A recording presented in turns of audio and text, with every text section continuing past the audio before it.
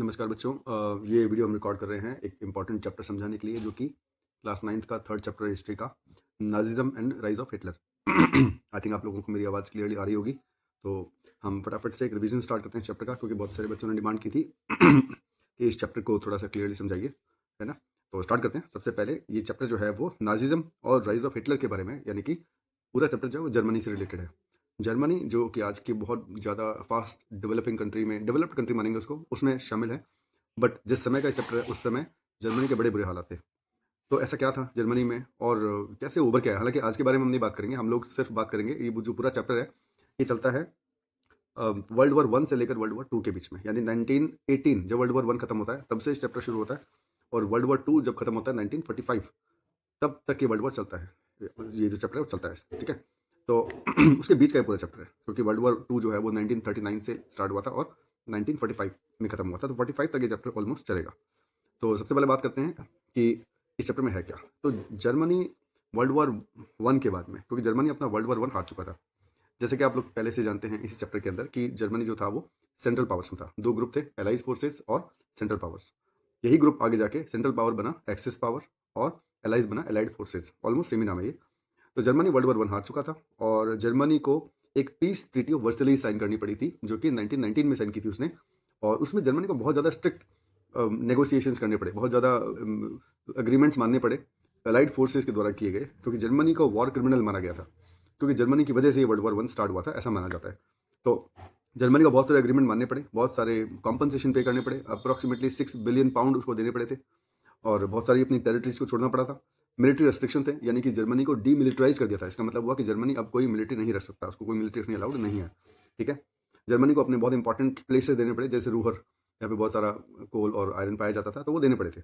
और यही एग्रीमेंट होते हैं, जब कोई कंट्री कोई वॉर हार जाता है तो जीतने वाली जो कंट्री है उसके एग्रीमेंट्स मानने पड़ते हैं, अदरवाइज उनको और ज़्यादा नुकसान होगा वॉर के अंदर। तो वॉर समाप्त करने के लिए, हमेशा वॉर को एंड करने के लिए सामने वाली टीम के एग्रीमेंट मानने पड़ते हैं, ठीक है। तो जैसे ही जर्मनी वर्ल्ड वॉर 1 हारता है, उस समय जो जर्मनी को लीड कर रहे थे वो थे जर्मन एम्पायर। जर्मन एम्पायर ने क्विट कर दिया और जर्मनी को टेक ओवर किया, यानी कि जर्मनी की सत्ता संभाली वाइमार रिपब्लिक ने। वाइमार रिपब्लिक एक प्रोविजनल गवर्नमेंट थी, प्रोविजनल मतलब एक बिना इलेक्टेड गवर्नमेंट थी, बट देश को संभालने के लिए आई थी वो। और वो गवर्नमेंट कौन सी थी? डेमोक्रेटिक थी, बट वीक गवर्नमेंट मानी जाती है। और क्योंकि उस वाइमार रिपब्लिक ने ही पीस ट्रीटी ऑफ वर्सलिस के एग्रीमेंट को साइन किया था, तो नेशनल ह्यूमिलिएशन का टॉपिक बन गया था वो, यानी पूरी कंट्री में उसकी बड़ी बेइज्जती होती थी, उसको बड़ा इंसल्ट किया जाता था, बड़ा वीक माना जाता था। ऐसा मानते थे कि जर्मनी का मान सम्मान इन्होंने पूरी दुनिया में मिटा दिया है, खत्म कर दिया है, क्योंकि बड़ा इंसल्टिंग टाइप का एग्रीमेंट इन्होंने मान लिया, इनको नहीं मानना चाहिए। ऐसा होता ना कि मैदान में उतरने वाले कम होते हैं और पीछे से राय देने वाले बहुत होते हैं, तो ये ऐसे ही लोग हैं जो जर्मनी में वाइमार रिपब्लिक को बड़ा ब्लेम कर रहे थे, नेशनल ह्यूमिलेशन का सब्जेक्ट बना दिया था वाइमार रिपब्लिक को। जबकि वाइमार रिपब्लिक ने जो पे किया था, जो कॉस्ट पे की थी, वो जर्मन एम्पायर की गलती कॉस्ट पे की थी, उसने कोई गलती नहीं की थी। और जो वाइमार रिपब्लिक को मानते थे उनको नवंबर क्रिमिनल्स बोला जाता था, है ना। जो लिबरल्स वगैरह होते थे, जो मानते थे कि कंट्री को डेवलप करना चाहिए, वाइमार रिपब्लिक का सपोर्ट करते थे, उनका नवंबर क्रिमिनल माना जाता था। जर्मनी के अंदर इतने अच्छे हालात नहीं थे, जॉब नहीं थी लोगों के पास, और जर्मनी की इंडस्ट्रीज बड़ी खराब हो गई थी। तो 1923 के आसपास अमेरिका ने थोड़ा सा, उनको लगा कि हमने कुछ ज़्यादा ही जर्मनी के साथ में कुछ ज़्यादा ही हमने हार्श ट्रीटी साइन करवा ली है, बहुत ज़्यादा गलत ट्रीटमेंट कर दिया जर्मनी के साथ, तो थोड़ा सा हम हेल्प कर देते हैं। तो जर्मनी को अमेरिका ने, यूएसए ने एक दिवस प्लान दिया था, जिसके तहत उन्होंने $1 बिलियन इन्वेस्ट किया था। ये 1923 से लेकर 1928-29 तक सब कुछ ठीक चलता रहा, जर्मनी की इंडस्ट्रीज वापस बढ़ने लगी। लेकिन जैसे ही अमेरिका में वॉल स्ट्रीट एक्सचेंज क्रैश हुआ, जिसको हम ग्रेट डिप्रेशन भी बोलते हैं, जिसको आगे जाके आप 10th क्लास में पढ़ेंगे हिस्ट्री के अंदर, ग्रेट डिप्रेशन से अमेरिका के बाजार हिल गए थे, तो उनका पैसा बहुत ज़्यादा डूब गया था। तो उस कंडीशन में अमेरिका को अपना हाथ वापस खींचना पड़ा, यानी कि अमेरिका का हाथ खींचने का मतलब क्या हुआ कि अमेरिका ने जो लोन दिया वो लोन वापस लेना पड़ा अमेरिका को, और जो जर्मनी बड़ी मुश्किल से उठ रहा था वो वापस से बुरी कंडीशन में आ गया, ठीक है। अब आगे बात करते हैं जर्मनी के अंदर करेंसी डाउन, मतलब इकोनॉमिक कंडीशन बहुत डाउन हो गई थी, मतलब बहुत ज़्यादा लोग जो थे वो अनएम्प्लॉयड थे, गले में वो कार्ड लटका के घूमते थे, I am willing to do any work. Crime बढ़ रहा था, क्योंकि जो यूथ था वो बहुत ज़्यादा बेरोजगार था, ठीक है। और बुरे हालात थे जर्मनी के अंदर। तो जर्मनी में गोल्ड खत्म हो चुका था, क्योंकि जो सारा कॉम्पनसेशन जर्मनी ने पे किया था वो गोल्ड से पे किया था। तो जर्मनी ने क्या किया, गोल्ड की जगह अपनी करेंसी को रेकलेसली प्रिंट करना शुरू कर दिया, यानी कि कंट्री में चाहे धन हो या ना हो, उन्होंने अनलिमिटेड अंधाधुंध करेंसी प्रिंट करनी शुरू कर दी, जिसके बाद हाइपर इन्फ्लेशन आ गई। हाइपर इन्फ्लेशन, एक तो होती है इन्फ्लेशन यानी महंगाई, एक होती है हाइपर इन्फ्लेशन। हाइपर इन्फ्लेशन का मतलब इतनी ज़्यादा महंगाई कि एक बैलगाड़ी भरकर नोट लेके जाते थे और एक ब्रेड का पैकेट आता था, इतना बुरा हाल था जर्मनी के अंदर। तो नोट बढ़ गए थे, लेकिन नोट की वैल्यू बहुत ज़्यादा कम हो गई थी, है ना। जैसे जनरली हमारी जो इन्फ्लेशन है वो इंडिया में कितनी बढ़ती है, सिर्फ 8% पर एनम, एक साल में 8% बढ़ती है। लेकिन जर्मनी में वो चीज़ डबल ट्रिपल हो गई थी, यानी कि डबल ट्रिपल जो चीज़ आज 100 रुपए की है वो अगले साल 500-600 तक मिल रही थी, इतना बुरा हाल था। इसी बीच क्योंकि लोगों के लिए डेमोक्रेसी कोई बहुत बड़ी आइडिया नहीं था, तो लोगों को डेमोक्रेसी में ज़्यादा भरोसा भी नहीं था और ज़्यादा डेमोक्रेसी से रिलेटेड इतने एक्सपेरिमेंट भी नहीं हुए थे दुनिया के अंदर।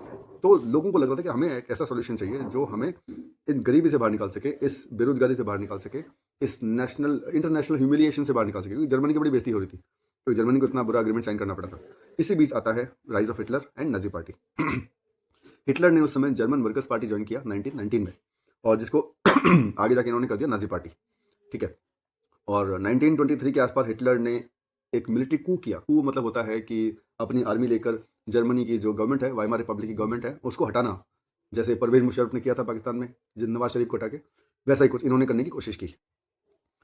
लेकिन वो कू फेल हो गया, हिटलर को अरेस्ट कर लिया गया, लेकिन कुछ टाइम बाद हिटलर को वापस से छोड़ दिया गया। लेकिन इस बार जब हिटलर बाहर आया तो इतना कमजोर टाइप का नहीं था, हिटलर बड़ा फिरोशियस हो गया था, बड़ा खूंखार हो गया था। और हिटलर बार बार एक ही कमिटमेंट कर रहा था अपने इलेक्शंस के अंदर, वो था जर्मन प्राइड को रिस्टोर करना, जर्मनी का जो सम्मान खो चुका है दुनिया के अंदर वो वापस लेके आना, जो जॉब्स जर्मनी में नहीं है वो जॉब्स लेके आना, और जो वर्सलीज की ट्रीटी हुई थी, पीस ट्रीटी ऑफ वर्सलीज, उसमें जो ह्यूमिलिएशन होता उसका बदला लेना, क्योंकि जर्मनी के लोग जो थे वो प्रतिशोध की आग में जल रहे थे। उनको लगा था कि दुनिया में हमारी बहुत इंसल्ट हो गई, हमें उसका बदला लेना है। तो बदला लेने के हिटलर ने एक कमिटमेंट दिया कि मैं बदला लूंगा। हिटलर ने ऐसा इलेक्शन लड़ा, पहले इलेक्शन के अंदर हिटलर ने बहुत ज़्यादा अच्छा नहीं किया, लेकिन 1933 के अंदर हिटलर ने बहुत अच्छा परफॉर्म किया, सबसे बड़ी पार्टी बन गई नाजी पार्टी। और हिटलर जो था वो 30 जनवरी, ये डेट नोट कर लेना, 30 जनवरी 1933 को हिटलर को चांसलर की पोस्ट की शपथ दिलवाई गई जर्मनी के प्रेसिडेंट द्वारा, और वो थे हिंडनबर्ग। याद रखना, ये भी पूछ सकते हैं कि जर्मनी का उस समय प्रेसिडेंट कौन था जिसने जर्मनी हिटलर को चांसलर की पोस्ट की शपथ दिलवाई। और 1934 में वो बन गया एब्सोल्यूट लीडर, जिसको फुहरर बोलते हैं जर्मनी में, एब्सोल्यूट लीडर, यानी कि वो अपने ही रूल से चलने वाला था। इतनी जल्दी हिटलर ने चीज़ों को बदल दिया, यानी कि जैसे ही जर्मनी में हिटलर का रूल शुरू हुआ 30 जनवरी 1933, उसके कुछ टाइम बाद फरवरी में आ गया फायर डिक्री। फायर डिक्री एक ऐसा कानून था जिसमें हिटलर ने सारे जो आपके फंडामेंटल राइट्स थे, मौलिक अधिकार, उनको सस्पेंड कर दिया था। और मार्च के अंदर हिटलर ने अनेबलिंग एक्ट लगा दिया, और वहां बन गया हिटलर एक एब्सोल्यूट लीडर, जिसको हम शुद्ध भाषा के अंदर तानाशाह यानी कि डिक्टेटर बोलते हैं। हिटलर की खास बात थी उसकी स्पीचेस। मुझे लगता है कि हिटलर ने उसी समय पीआर एजेंसी हायर कर ली थी। आजकल बहुत सारे सेलिब्रिटीज पीआर एजेंसी हायर करते हैं अपने आप को बेटर दिखाने के लिए। तो हिटलर ने मुझे लगता है पीआर एजेंसी तभी हायर कर ली थी, और ये शायद पीआर एजेंसी का कॉन्सेप्ट भी तभी आया था, क्योंकि हिटलर की जो स्पीचेस थी वो इतनी ज़्यादा बनावटी थी। बनावटी मतलब वो इस तरह की बातें करता था जिससे पब्लिक मूव हो जाती थी, यानी कि पब्लिक के भावनाओं को टच करने का काम करता था वो। अपनी रैलीज को इतना ज़्यादा शो ऑफ करता था अपनी रैलीज के थ्रू, हज़ारों लोग अपनी रैली में दिखाता था। नाजी सिंबल दिखाता था, नाजी सिंबल बहुत फेमस था। नाजी सिंबल जो था अपने हिंदू धर्म में जो स्वास्तिक होता है उस तरह का एक सिंबल था। वो सिंबल काफ़ी था लोगों को हिला के रखने के लिए, और उस सिंबल की वजह से लोग सब भूल जाते थे। वो सिंबल बड़ा इंपॉर्टेंट था लोगों के लिए। और हिटलर ने अगर रैली के अंदर कुछ ऐसे इशारा कर दिया ऐसे, तो हिटलर ने क्या किया था, आगे अपने 200 लोग अपने खड़े कर रखे थे। तो जैसे ही हिटलर ऐसे करता था तो आगे के 200 लोग तालियां बजाने लग जाते थे। उनको देखकर पीछे लाइन से लोग तालियां बजाते थे, क्योंकि दूर तक इसको सुनाई देता नहीं था कि हिटलर क्या बोल रहा है, लेकिन आगे वाले ताली बजा रहे थे, पीछे वाले भी ताली बजा देते थे। अब यहाँ पे हिटलर को एक चीज़ समझ में आ गई कि इनको इस चीज़ में उलझाए रखना बड़ा आसान है धर्म के अंदर, क्योंकि धर्म का ही सारा मुद्दा था। हिटलर ने सबसे पहले सपोर्ट करना शुरू किया नाजियों का। नाजी हिटलर मानता था, हिटलर बड़ा साइकोपैथ था, सभी लोग जानते हैं। जो स्टूडेंट है वो नहीं जानते होंगे, क्योंकि हिटलर के बारे में उन्होंने ज़्यादा कुछ पढ़ा नहीं है। लेकिन जिन्होंने पढ़ा वो जानते हैं कि हिटलर बहुत ज़्यादा साइकोपैथ था, साइको किलर जिसको जैसे बोलते हैं ना। बट वो खुद किलिंग नहीं करता था, वो किलिंग करवाता था। हिटलर ने क्या बोला, हिटलर कहता था कि जो नॉर्डिक आर्यंस हैं उन्हीं को धरती पर जीने का अधिकार है, जर्मनी में जीने का अधिकार है, उनके अलावा किसी को भी जीने का अधिकार नहीं है।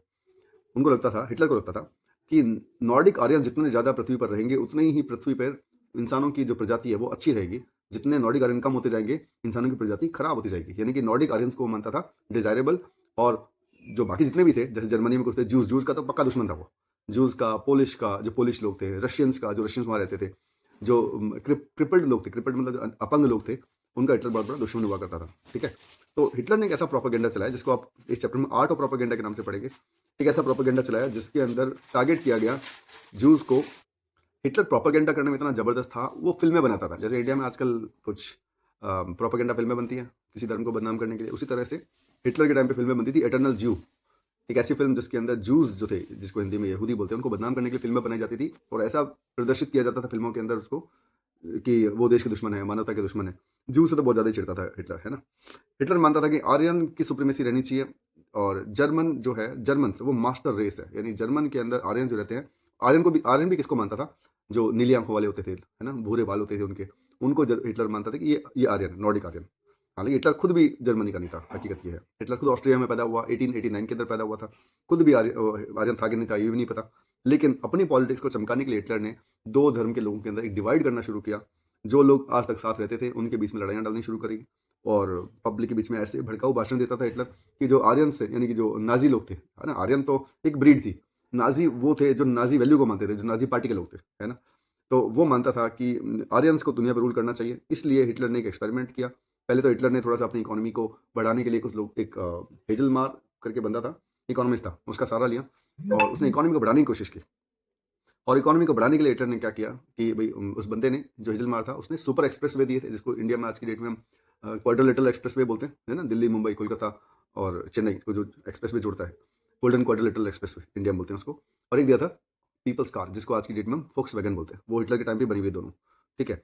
और इन्होंने जो थी एक तरह का एक्सपेरिमेंट किया कि अगर हमें आर्यन्स को बढ़ाना है, तो जर्मनी में तो इतनी जगह है नहीं, तो हम क्या करेंगे? तो हम क्या करेंगे, हम एक दूसरा कंट्री एक्वायर कर लेंगे। आप देखिए हिटलर के जो हाव-भाव थे, इतना जो उसका हौसला था वो बहुत बुलंद था, लेकिन गलत चीज़ों के अंदर था। उसने टारगेट किया सबसे पहले पोलैंड को। पोलैंड को उठाया उसने और पोलैंड पे अटैक कर दिया और पोलैंड पे ये सोच के अटैक किया कि इसको बनाएँगे हम अपना एक्सपेरिमेंट, पहला एक्सपेरिमेंट। एक हमारा लैबोरेटरी है ये, जिसके अंदर हम अपने आर्यन्स को बसाएँगे क्योंकि इतने आर्यन्स को बसाने के लिए हमें जगह भी तो चाहिए, है ना? तो हिटलर क्या करता था, हिटलर लोगों के सेंटिमेंट से खेलता था। एंटी लिबरल था, एंटी डेमोक्रेट था वो, एंटी कम्युनिस्ट था। वो वन पार्टी रूल चाहता था और डिक्टेटर था, कंप्लीट डिक्टेटर जैसे आज नॉर्थ कोरिया का किम जोंग है, वैसा वो डिक्टेटर बनना चाहता था और बना भी था, काफ़ी हद तक बना भी था। और वो कास्ट और रिलीजन में हायरार्की सिस्टम को फॉलो करता था। वो मानता था कि एक कास्ट या एक रिलीजन सबसे ऊपर रहने लायक है और बाकी सब नीचे रहने लायक है। हिटलर ने बहुत लंबे समय तक कंसंट्रेशन कैंप बनाया और कंसंट्रेशन कैंप के अंदर उन लोगों को ले जाया जाता था जो अनडिज़ायरेबल है। अनडिज़ायरेबल मतलब जो नॉर्डिक आर्यन नहीं है। उनको कई दिनों तक कंसंट्रेशन कैंप में रखता था और फिर गैस चैम्बर में डाल के मार देता था। उसकी टेक्निक ये थी कि लोगों को बोलता था, साफ-साफ तो बोलता नहीं था कि हम मारने ले जा रहे हैं आपको। वो क्या करता था कि हम आपको डिसइन्फेक्ट करने ले जा रहे हैं। डिसइन्फेक्ट मतलब हम आपके अंदर जो अनडिज़ायरेबल कास्ट का जो वायरस है उसको निकाल देंगे। उसके लिए आपको इस पवित्र पानी में नहाना पड़ेगा। अब क्या होता था कि अंदर एक बहुत सारे बाथरूम बने होते थे और उन पे एक शावर हेड लगा होता था। जिस शावर हेड में से ये बोला जाता था कि इसमें आप जाओगे कपड़े उतार के और पवित्र पानी आएगा, आपकी पूरी बॉडी पवित्र पानी गिरेगा और आप क्या बन जाओगे? आप भी नाज़ी बन जाओगे, नॉर्डिक आर्यन बन जाओगे। लेकिन उसके अंदर से निकलती थी ज़हरीली गैस और वो पूरा चैम्बर जो था वो पैक रखता था, इसलिए उसको गैस चैम्बर बोला गया था। और हिटलर ने पूरी लाइफ में मिलाकर 90 लाख लोगों को मारा था, 90 लाख लोगों को। एक दिन में हिटलर का रिकॉर्ड है 2.5 लाख लोगों को मारने का अपने गैस चैम्बर में, ठीक है? तो हिटलर ने बड़े बुरे काम किए, खैर उसकी सज़ा भी मिली और लंबे समय तक ऐसी चीज़ें की। लेकिन जैसे ही सितंबर 1939 को हिटलर ने पोलैंड पे अटैक किया, वो सीधा-सीधा ब्रिटेन और फ्रांस के निशाने पे आ गया क्योंकि पोलैंड जो था वो ब्रिटेन और फ्रांस की कॉलोनी था।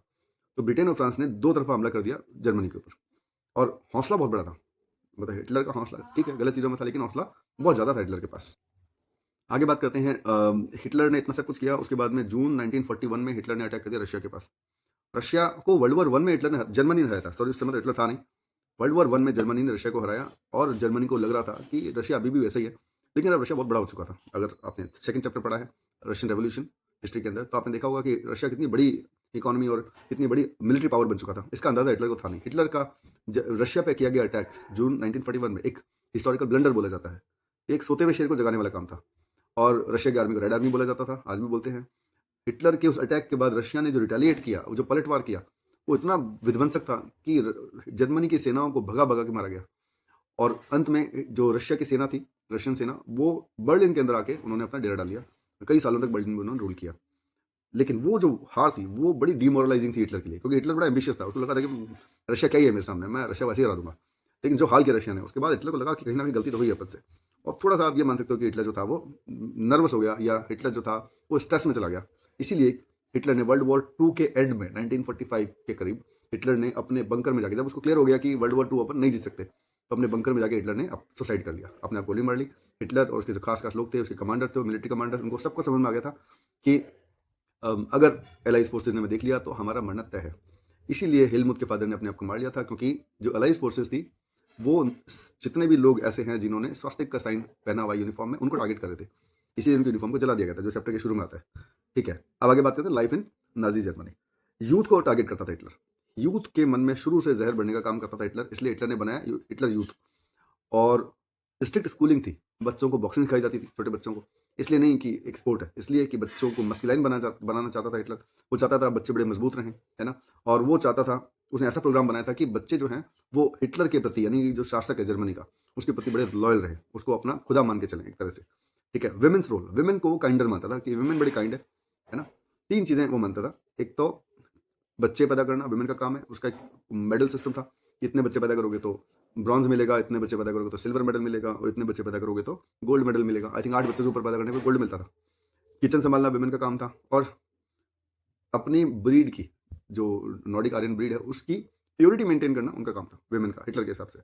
और अगर किसी ने ज्यूज से, जिप्सीज से, रशियंस से कोई रिलेशन रखा तो उस वुमेन को इंसल्ट किया जाता था पब्लिक के बीच में। ठीक है?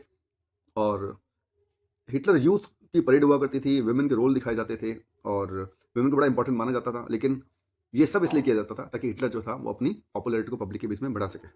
तो फाइनली ये मान के चलिए कि जो नाजी आइडियोलॉजी को मानने वाला था हिटलर, और 1933 से लेकर 1945 तक हिटलर ने रूल किया। 1940 में हिटलर अपनी पावर के पिनाकल में था, यानी कि पावर के टॉप पे था, कोई उसके आसपास भी नहीं था और सब डरते थे उनसे। लास्ट में जब ये क्लियर हो गया कि हिटलर मर चुका है और हम कहीं हमारी पोल ना खुल जाए, तो जितने भी कॉन्सेंट्रेशन कैंप्स हैं उनमें आग लगा दी गई। आग जब लगाई गई तो कोशिश की गई कि बहुत सारे सबूत मिटा दिए जाएं, लेकिन सारे सबूत नहीं मिटाए गए, कुछ सबूत बच गए। जैसे एने फ्रैंक की डायरी जो 10th क्लास में आती है, फ्रॉम द डायरी ऑफ एने फ्रैंक, एक चैप्टर है इंग्लिश में, उसकी डायरी की कुछ चीज़ें बच गई। बहुत सारे वुमेन जो थी उन्होंने, उनको जो पता चला कि आग लगाई जाने वाली है तो उन्होंने खड्डा खोद के अपनी डायरीज वहाँ पे गाड़ दी, तो कुछ की डायरीज बच गई, जिससे पता चला कितना बुरा हुआ था जर्मनी के लोगों के साथ में, यानी कि जो अनडिजायरेबल जिनको बोला जाता था। और ये होने दिया जर्मनी के लोगों ने, यानी कि नॉर्डिक आर्यंस ने। ये बहुत बुरा था, इतिहास के लिए बहुत बुरी चीज़ है कि आपने ऐसा होने दिया, क्योंकि आपको नुकसान नहीं हो रहा। उसके बाद अलाइड फोर्सेस की कंट्रीज कौन थे? ब्रिटेन, फ्रांस, यूएसए, यूएसएसआर, इन चारों ने उन लोगों को ढूंढ ढूंढ के मारा जिनके यूनिफॉर्म के ऊपर इस साइड में स्वास्तिक का साइन बना होता था। तो जो हिटलर ने शुरू किया वो हिटलर के साथ नहीं गया, वो जर्मनी के लोगों को भुगतना पड़ा एंड तक। तब तक भुगतना पड़ा जब तक एक एक नाजी आइडियोलॉजी को मानने वाले व्यक्ति मर नहीं गया। या तो लोगों ने नाजी आइडियोलॉजी छोड़ दी, या फिर लोगों ने फाइनली सरेंडर कर दिया, या लोग मारे गए, है ना? तो ये है इस चैप्टर का एंड। कोई क्वेश्चन हो तो आप अपने क्वेश्चन कमेंट्स में पूछ सकते हैं। Thank you so much.